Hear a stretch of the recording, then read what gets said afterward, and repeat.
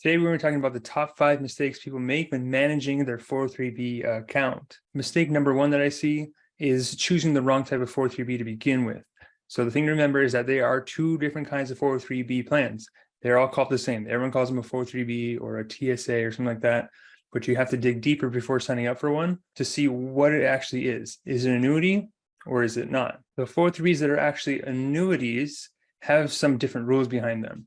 So because they're an annuity, they have something called a surrender schedule, which means that your money has to stay there for a certain period of time. Otherwise, you get hit with a surrender penalty. So most of these 403 plans, they're going to have surrender penalties somewhere between 5 all the way up to 10 years in Washington. So once you sign up for them and you put that first dollar in, you're pretty much going to be on the hook for 5 to 10 years, even if you decide to change it later. So that's one of the biggest cons with that route. Now, as far as the pros for it, I really don't know any of them. If you have the option to choose one that's an annuity and one that's not an annuity, you're probably more likely going to be better off choosing one that's not an annuity just for the liquidity factor alone. Fees, they can be comparable. Usually you're going to find higher fees on the annuity side, not always, but it's more common there. And as far as investment options are typically going to have a little bit better on the investment side. So I don't really see a reason why someone would go through the 403b annuity route other than they just didn't know there's anything else.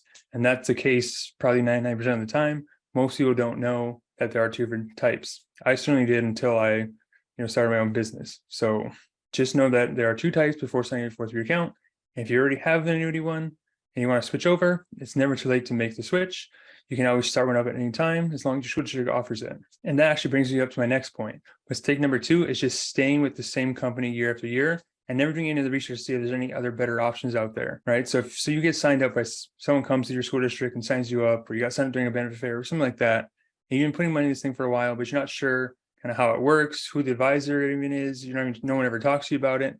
It may not be a bad idea to start looking into that to see what is going on with my money, how is it invested? Do I actually have an advisor there? Are they actually doing anything? Or is it just sitting in a target date fund and they're just collecting fees off of me for no reason? So don't just sit still just because you're too lazy or are too confused to look. There are a lot of people out there that are happy to help. All you got to do is make the call, ask for help, and then someone will be there to help guide you through what your policy is, how it works, and what your other options are. So don't just stay in place just because you don't know what the next step is. You can always reach out to us if you have questions on that. Now, mistake number 3 is coming from a diversification standpoint. So diversification just means not having all your eggs in one basket. I'm sure you've heard that term before, but you'd be surprised how many times I see people with a 403b account, even with an advisor, and their money is in a target date fund or in some kind of asset allocation fund, as they call it. So what those type of accounts are is they have mutual funds behind them, but they're basically a predetermined amount. There might be a couple mutual funds behind them, but oftentimes they usually charge a little bit higher fees on the end of them, and they may not be actually best suited for you. I always like going in and doing custom allocations for clients, just so we can get the right blend of stocks, bonds to their risk profile. So diversification is key.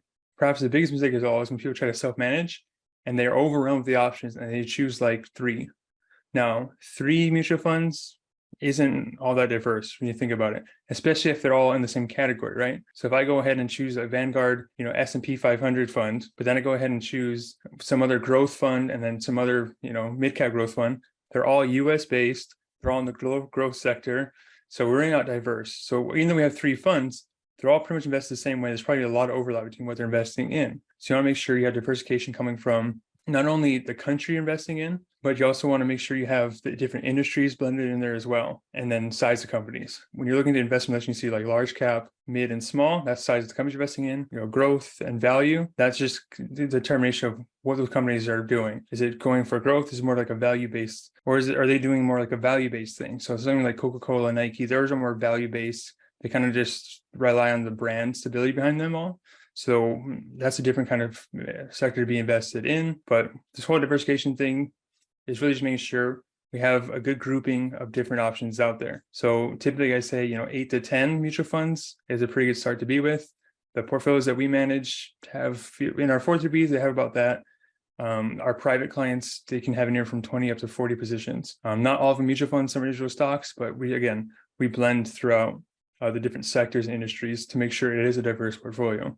Now, mistake number 4 here is going over taxes. So one of perhaps the biggest mistake, and people don't realize it until it's really too late, is that when you sign up for 403b, by default, it's a pre-tax account. Now, a lot of employers actually do offer Roth 403b accounts, not all, but most of them are starting to offer it now. And the reason why this is a mistake is if you go into one and just sign up for a pre-tax account, don't even think about it, and put more money away, you could be owing a lot more taxes later. Because remember, in retirement, we have to pay money on all of our savings plus the interest it earned over time. And that's the same thing as it goes when it comes to your DCP, whether your Plan 3 account, your pensions, your Social Security, all of it's pre-tax. So everywhere you look in retirement is going to be tax, tax, tax. So you want to take a look at it and see, is a Roth potentially an option or a good option for me? That's something you should always ask before signing up for one. And if you already have a pre-tax account, you can always make the switch to Roth if your school district allows it. So it's not something you're necessarily stuck into, but being aware and proactive in this can save you a lot of money in the long run in terms of taxes. Now, mistake number 5 here is going to be fees. Now, 403 for video wouldn't be complete without going over fees. It's always the biggest sticky point when people bring them up. So high 403b fees are kind of notorious. And then the reason for that is oftentimes there's not a lot of selection out there. So some school districts only have annuity carriers. They don't have Vanguard or Spire, someone in that's lower fee. And you really don't have a lot of choice in that regard. So, but the biggest thing I want to say here is there's 2 ways to look at this. You can look at fees as from a negative or a positive standpoint. So looking at a 403b as a high fee and avoiding the 403b because you're scared of that fee can be a big mistake. Case in point, just a couple years ago, we had somebody that came to us, wanted a 403b account, didn't like the fees, so decided to do nothing. So we checked in with them a year later, still did nothing. Why? Didn't want to pay the fees. Now he was already in a 403b account. He was already paying fees. He just wanted to put any more money into it.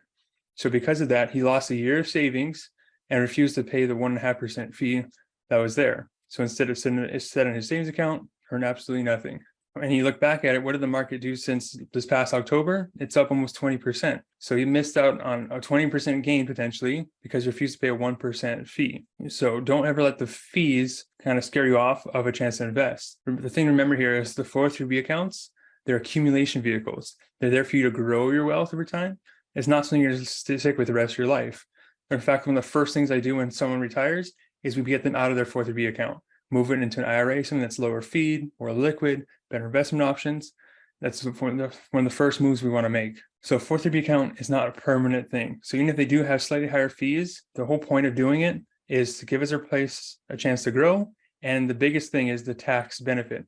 Whether you're going pre-tax or Roth, oftentimes you're not going to find any kind of vehicle out there that offers the same investment options or contribution limitations that the 403b offers. So don't let the high fees scare you away from doing it. On the other side of that, you also want to make sure you're not paying over the top fees.